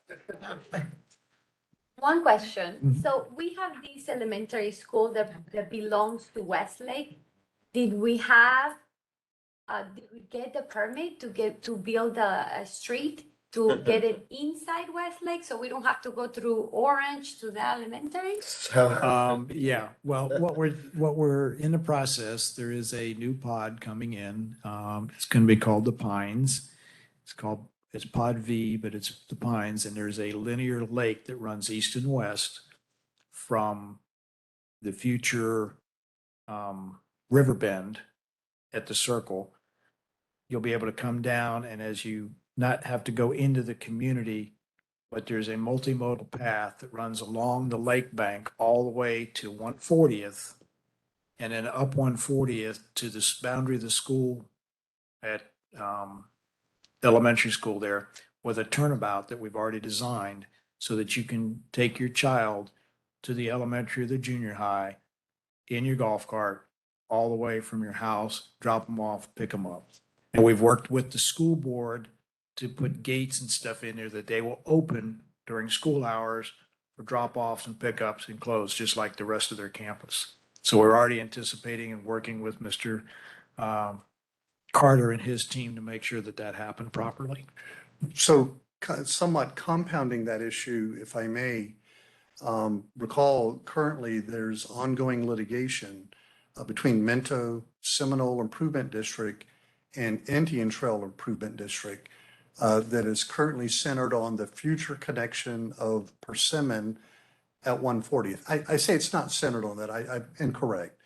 The district, Indian Trails, my allegation is improperly blocked a historical access point there. Indian Trails, again, my belief, done that presumptively with the notion knowing at some point in the future, there will be a future Persimmon connection there. So all that's done is accelerated that issue to today, meaning that future Persimmon connection, which is now this part of the subject of the litigation that's ongoing. I have no idea how long that's going to take, but you have my commitment. I will fight that fight as long as I need to fight it. If that's the last breath I take, I'm going to have that fight. But in the meanwhile, we knew now that we are looking at our first development east of Riverbend. So Riverbend connects Town Center Parkway North and Persimmon, a little loop there. So now we are working on our planning for our first pods east of Riverbend. We're going to center it up around the elementary and middle school. And when we started laying out that pod, we very mindfully knew it may be unclear for a long time when we could get a Persimmon connection where we would extend the multimodal path to get up to the school. So as part of our design of this new pod, which you will be seeing soon, we have structured a lake. So most of our lakes generally kind of, center within a pod or, and mainly run north-south. That's our main drainage flow from the north to the south. In this instance, we oriented a very significant lake going east-west. So it basically goes from Riverbend all the way over to 140th. And we put a multimodal path all the way around this lake. So you won't have to go into a pod. We didn't want golf carts cutting through a neighborhood to get into, this multimodal path to get up to the school. So we actually did something fairly innovative. I can't wait for you to look at that. We fronted homes on this, the front of the home is on the lake. It's really interesting. And so that way you're not running a multimodal path through someone's backyard. And we've turned it into a wonderful community element. And so as a resident in Meadows or Groves, you'll be able to come along Persimmon, up along Riverbend, turn into what will futurely be called the Pines, and the Oaks, two major new pods. And this linear lake will basically be a dividing line. And so without ever going into the community, Oaks or Pines, you'll be able to go on the multimodal path adjoining this lake and get up to the school. And a golf. So we've really, on a golf cart, so and you're not going behind a gate, you're not going behind a home. And so we've tried to do some things really creative with our land plan here. Yeah.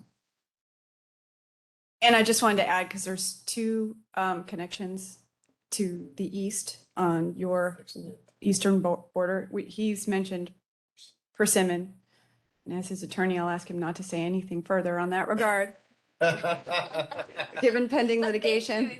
But I did also want to mention 60th Street, which we have completed the dedication. We haven't completed it because the county hasn't asked us to complete it, but we've completed it for all intents and purposes. But they did recently place the design of 60th Street west of 140th, which is through Westlake, in their 5-year plan.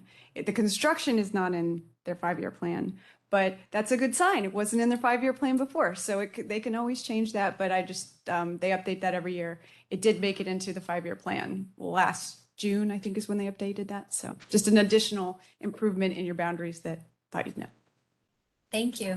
Thank you very much. As far as 60th, are we pushing to have some type of sound barrier between 60th and Westlake?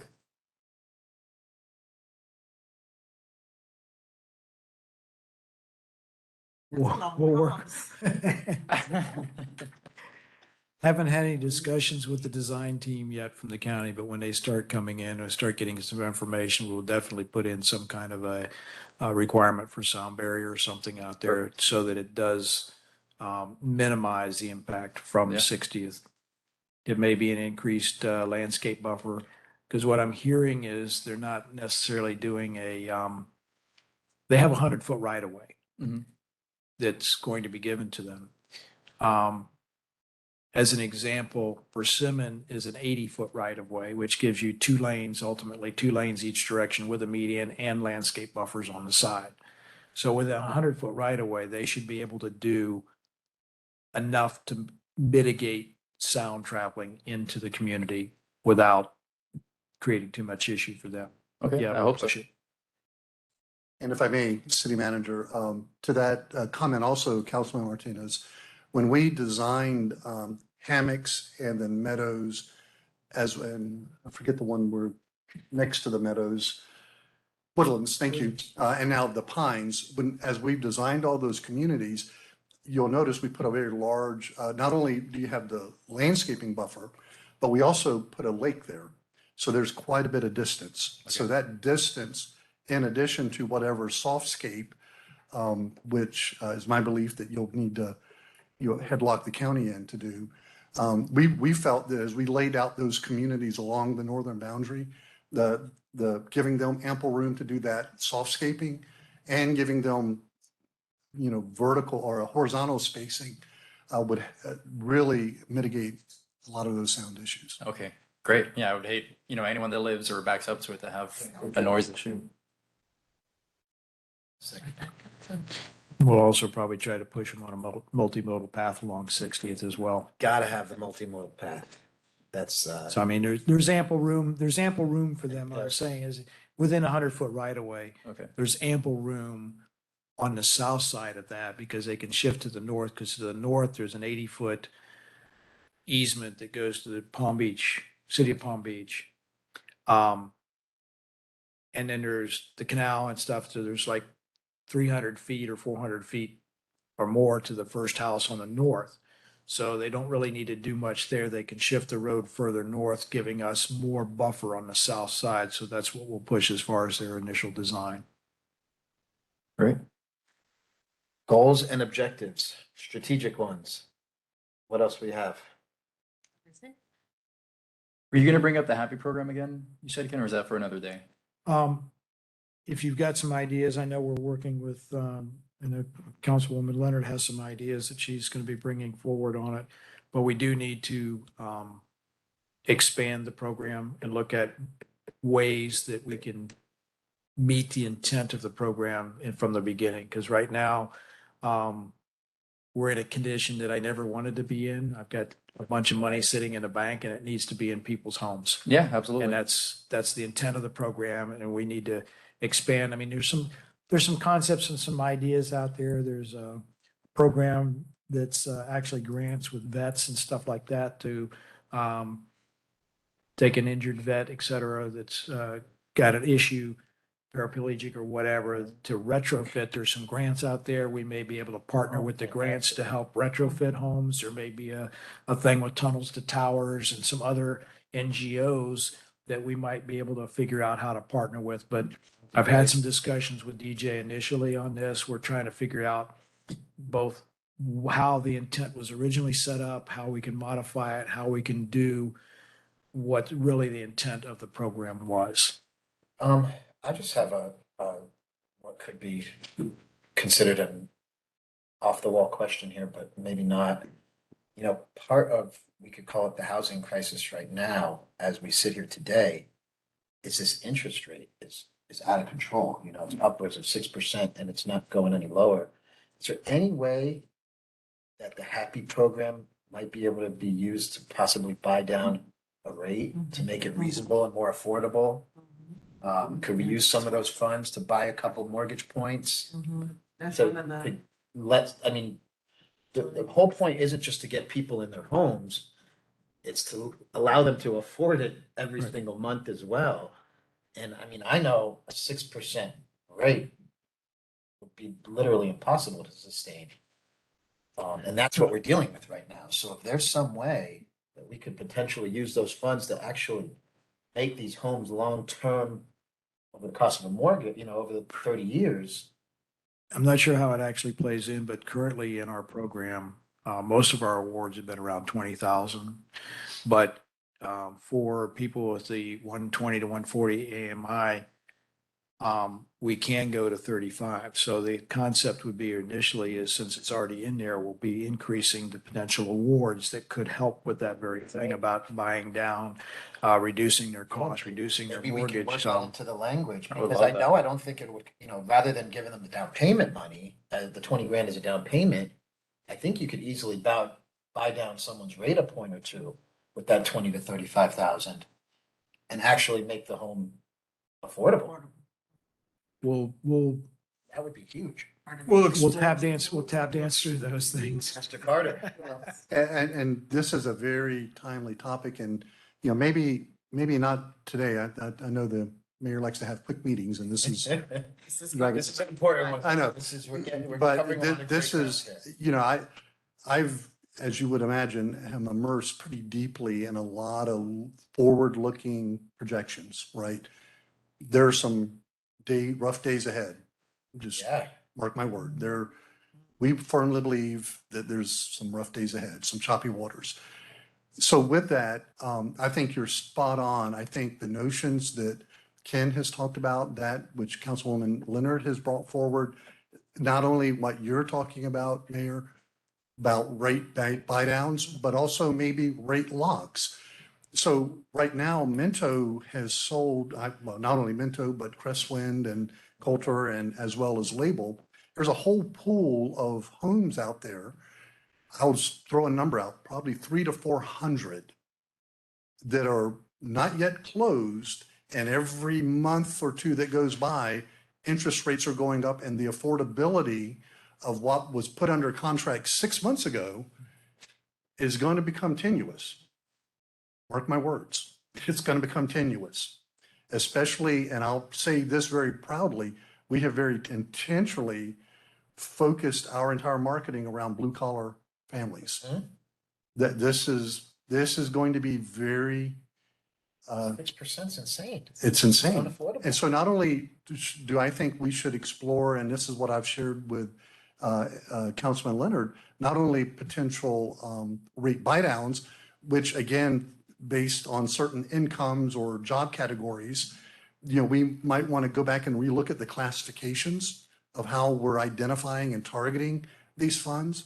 But maybe it's someone that's not necessarily as cash strapped, let's say, but still sensitive to it. So maybe we could offer them a rate lock much sooner than you normally would. Instead of 30 days out where you normally would get your rate lock, maybe for a much nominal number, let's say you can afford a 6%, right?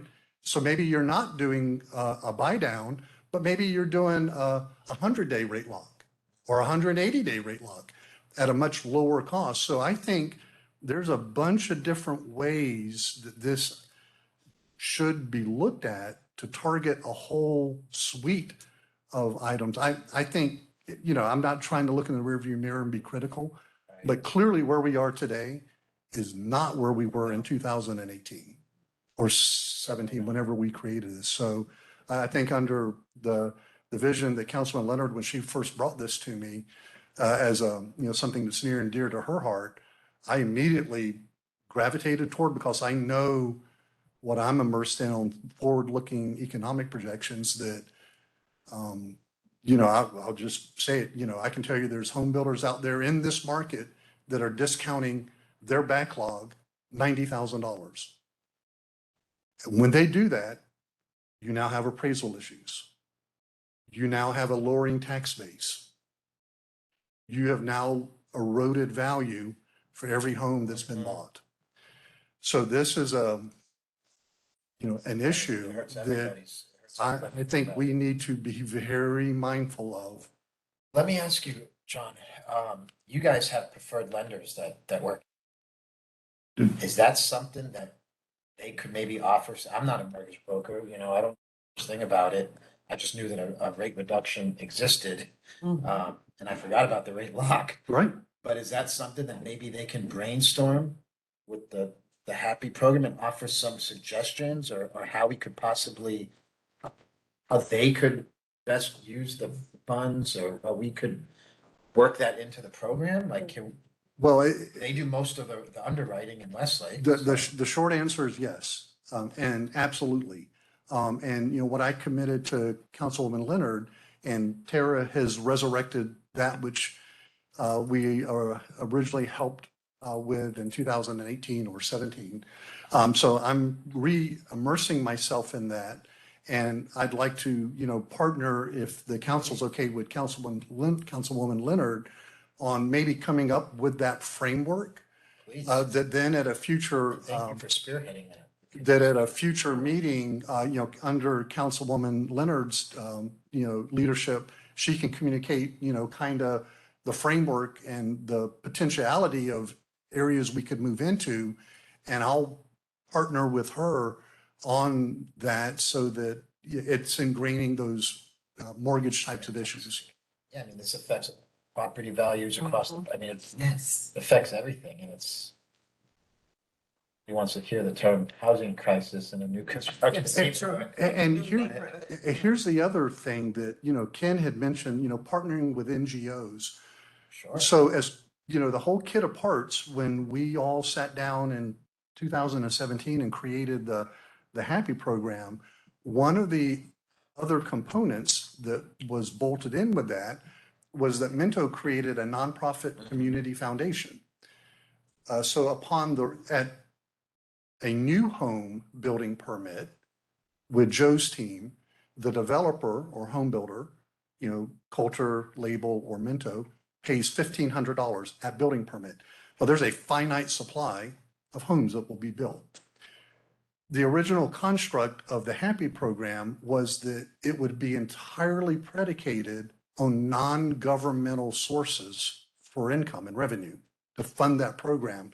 Because, and again, if I go astray, DJ, correct me, but the notion being, because it's non-governmental sources, gives this council far greater leeway on how you want to target and modify that program over time to deal with whatever affordability issues of the day, right? So the other component was the community foundation. So upon the resale, so Nielsa buys a home from Minto and then decides 5 years later to sell that home. When Nielsa sells that home, there's a covenant, restrictive covenant, that says $1,500 of her sale goes to the community foundation. So before we sold the first home, the community foundation was established. So in every home that sold Label, Minto, or Coulter, that covenant is out there. Today, the foundation has collected $170,000. So again, under the framework of, partnering with the city, with NGOs, what if the foundation chipped in, pick a number, it's $200,000. The city threw in $200,000 and could buy a home from Label, for example, and give it to a Tunnel to Towers first responder family. That'd be incredible. And so it's kind of that mind's eye, if you don't mind, DJ. I'm going to probably go back and do a little bit of carnage. So please, she'll talk me off the ledge, but I'm going to really try to get creative here under the leadership of Councilwoman Leonard here, that I think there is some headwinds ahead of us. And you want to talk about innovation, I think we can take what we've done and really That'd be great. help some families that need to and want to live here. The money's there, let's spend it to help people. Yeah. Thank you. Ken, it sounds like we have a lot of money in the program. We came up with ways of how to spend it. Are we having issues with people that meet the qualifications? Is that what it is? Some of the issues are their price of the home is outside the 460. Inventory was an issue until. Inventory was an issue till townhomes. That's coming in. Some of it's that, some of it is that they have too much liquid assets. Or they have other. Within the last 3 years. Yeah. One of the things we're also looking at is currently, initially it was kind of viewed as a first-time home buyer scenario. Mhm. But then we looked at it carefully and it's basically if you can own a home in the last 3 years. We have had a couple that, they owned a house a year and a half ago or 2 years ago. They didn't qualify because it wasn't 3 years. We may look at that, reducing that to a Okay. year and a half or a year. So just kind of adjusting scenario. our qualifications. Just Or- adjust them a Or little bit. here's a novel idea. Could we bake in some form of a waiver process to where a specific thing can come before council? We can waive one or part of a qualification per applicant. Could we say? I would. I feel like it's a little too that- subjective. That no? gets too Sounds subjective. I would rather bake The it in issue would as. be the criteria for the waiver. Yeah. Yeah, we're looking Yeah. at the Okay. expanding the qualifying, Yes. the eligibility. of Correct. it. So just. That's expand it really- across the- I think- Just trying to get people into. Yeah, we got to do it across the board. Yeah. Say, I know that person. Oh, you didn't vote for me. Yeah. It's the last thing I want to get into. I would advise the council stay out of home lending. Yeah. Yeah, I don't want to be in that business. Yeah, if we can just across Okay, the so lower it board. across the board. Yeah. Make it easier across the board. Right. Tweak the qualifications, tweak the amounts that we can award. Is there Things something like that we're that. constantly hitting a roadblock on? Is it the length of time from how long they've? Some of it's the 3 years. Yeah. If it was 2 years, would that change things drastically for us? I have Hanif working on that right now. He's looking at those. We've had a couple we had one that they actually closed, but turns out that one of their other relatives helped them close. It was an elderly couple. So they weren't, but also they came in and found out about the program like a week before closing. Oh, Right. So we're trying to do a better job of getting the message out there. Hanif is doing a great job of, shall we say, pre-qualifying or trying to walk people through and say, well, how much do you really need? Where are you at? Where do you think you're at? So we're trying to do a little more personal of how to figure out how to fit people into the plan. So what I'm hearing, you want to come to the, yes. Let's invite Dr. Kaplan Yes. up for some public comments. Anita Please Kaplan, state your name. 5459 Santa Rosa Lane, Crestwind. I'm sitting here thinking, people do not know about this program. That, I think, is the biggest impediment. Where is the information? How did they get to it? How do they know about it? You can't worry about how you fit people into these criteria if you don't have a pool of people that don't even know about it. I feel better, thank you. Thank you, Dr. Kaplan. Zoe, correct me if I'm wrong, but it is on the website and it has been touted to the lenders that You're correct. are common here, that it is available. Now, some people come in, they think, well, I may not qualify for, I don't even ask about it, or whether it's the sales agent or the lender doesn't even think about bringing it up. But again, as things start to tighten, I'm sure people are going to be looking for more avenues of how do I close that gap? And that's really what the plan was set up for in the beginning, was how do we close the gap so people Yeah. can actually get into Can we houses? design maybe a social media post to post from the city's social media? That might, We can you come know, up with one. spark some interest on the Happy program. I was gonna say also, if we Something could that we do, can all share on our own personal social media. Another comment? Yes. Anita Kaplan again. What about if we collect some flyers that describe the program? And I know I can take them back to Cresswind into the sales office and put them in there.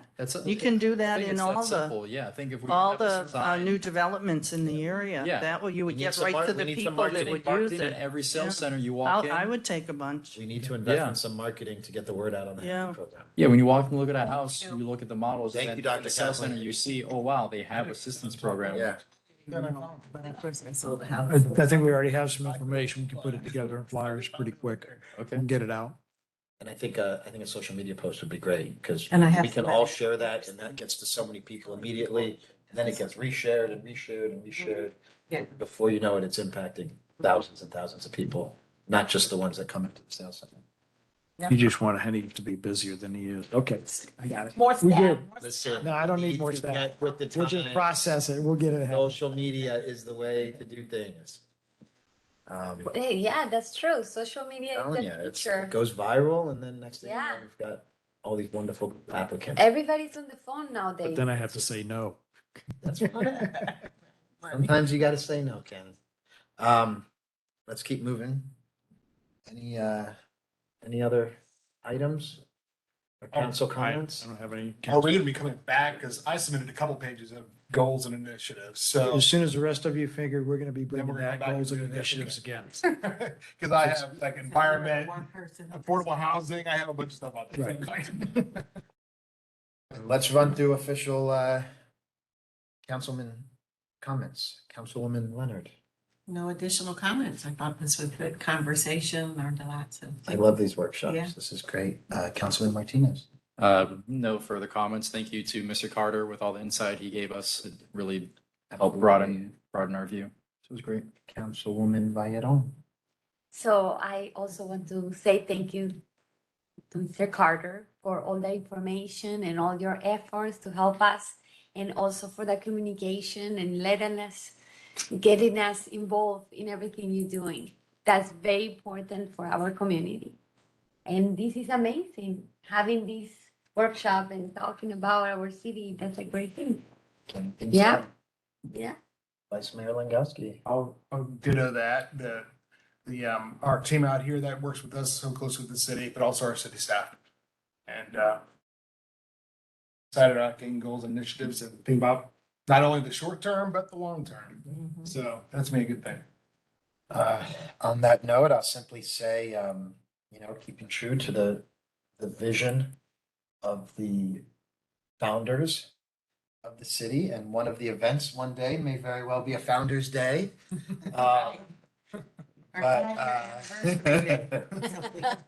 I just want to say thank you, team. Everybody's doing a tremendous job, and we continue to move the city forward, and we are Westlake strong, and we are Westlake proud. Yes. Mr. Carter. Where you got it shut? Sorry, DJ, I have to. Counsel, can you control your client?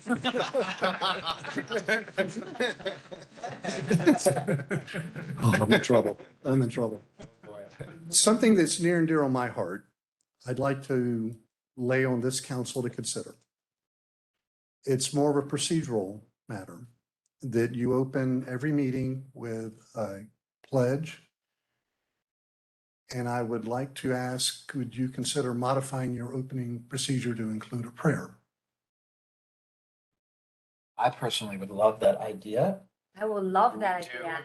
We do every league meeting with, incantation. I'm glad that it was brought forward. I like the idea. Would anybody be against it? No. I think that's a great idea. We Yes. both got our We- start. You Yeah. know, we could Thank you for We bringing. could do it ourselves. We could bring other people up to do it. We can invite some people to lead us before the meetings, but I think it's fantastic and it's very common practice. It's, Yes, it we're is. not reinventing the wheel. No. With every meeting I do it. Official term for it, I'm sorry. Invocation. Yeah. Mr. Carter said he'd be the first one to do it. Respectfully, I'd like to talk to each of you individually. I understand the concept very well. You may have challenges in the future of unintended consequences. A moment of silence has been very effective in some municipalities, but during the holiday season, you may get invitations from individuals that you may not find personally adherent to your concept of religion. And we have to, by a public organization, afford everyone the opportunity if you're going to engage in a rotation and an invitation process. So I would like you to be, I'll talk to you individually, have you entertain the concept and be mindful of the challenges that you may encounter in the future regarding this sensitive issue. Let's go ahead and schedule those individual conversations. I can Point call, taken. I can call you Yeah. and I'll reach out the next week or two at your convenience. I mean, I'm not saying you can't do it. I'm just advising you Understood. that other municipalities have had challenges because of that issue. Fair enough. Protecting his client. Fair enough. Point taken. Thank you, Councilman. Not a party pooper. Got on his legal hat today, so that's okay. Trying to keep us out of trouble. Yes. Do we have any more comments from the city attorney? No, other than thank you very much for your positive comments. And I can tell you that on behalf of myself and members of the firm, we're more than happy to be in this seat on a more permanent basis than interim. And welcome the legal issues that you're taking up and really welcome the opportunity to be part of your process going forward. Thank you, DJ. Yes. Mr. City Manager. I have nothing to add except overall, working with DJ, working with the rest of the staff. I just put it this way, I am a very blessed manager because I've got great people working with me. They don't work for me, they work with me as a team. And without any of them, things fall apart. Every one of them is critical to the operation, and I am truly, truly thankful for working with all of them. And Mr. Mayor, if I might interject, along those lines, I can tell you, I've been in this business for probably longer than I care to acknowledge. And I represent other municipalities as well. You have a top-notch team here. You have quality people. Your city manager is just a true professional. And it's a pleasure to work with your city clerk's office and your city planners and your engineers. You have no weaknesses in your staff. That's fantastic. It's great to hear. Thank you.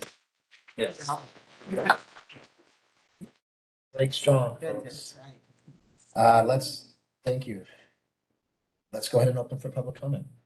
Mayor, we received no previous comment cards. We'll give the virtual audience a moment to raise their virtual hands. For the call-in user that's been muted, if you wish to make a comment, please press *6. You have 3 minutes. Please state your name and your address.